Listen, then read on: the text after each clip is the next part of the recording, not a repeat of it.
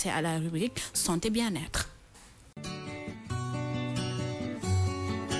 Les petites minutes santé.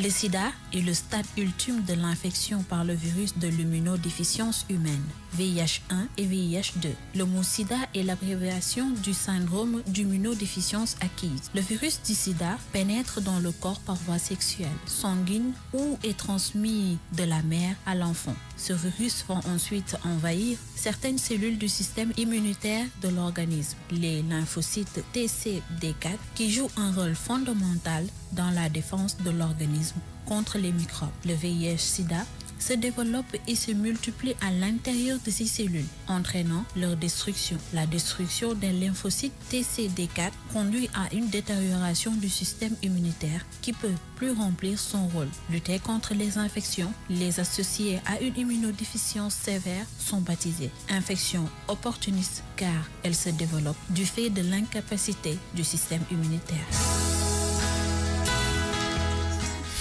Voilà, c'était la rubrique santé bien-être ñuy waxtaanee feebar bu ñuy wax sida nga xam ne que tout au début dafa amoon ay polémique. Pourquoi? Parce que beaucoup de gens se disaient que le sida n'existait pas, mais on a su que au fil des années ki nga xam ne que moo organisation mondiale de la santé daal di recenser 33,4 millions de personnes yoo xam ne que ils ont le sida.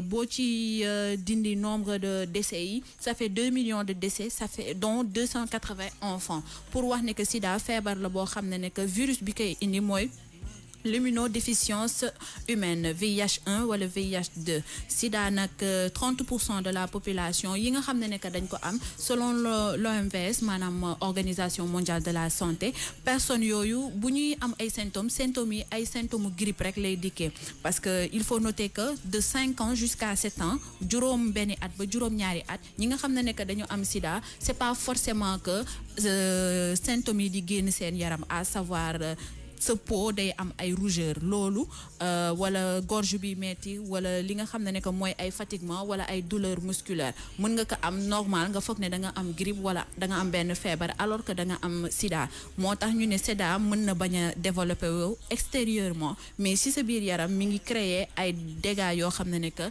par rapport ak organisme yi nga xam ne que am nga ko yëpp, à savoir sida nag mën nañ ne 4 phases day ñëw ci phase 1 phase 2 phase 3 ba phase 4 boo yeggee ci phase 4 ci lay nekkee stade boo xam ne que on sent réellement que la personne am na sida, à savoir di nga am ay tumeurs des ganglions, di nga am ay manifestations neurologiques, mu nekk état boo xam ne que c'est ultime. Pour sida nag pour ñi nga xam ne que dañ koo am, soit dañ ko am transmission de mère à enfant wala par voie sexuelle, maanaam nga am rapport sexuel boo xam ne que c'est pas protégé. Troisième bi mooy que par voie sanguine nga utiliser deret boo xam ne wala nga laal deret boo xam ne que dafa am contamination. Pour traitement bi nag dëkk bu nekk ñi ngi ci, mais gisaguñu garab boo xam ne que day faj concrètement sida. Di leen wax ne que le sida existe bel et bien.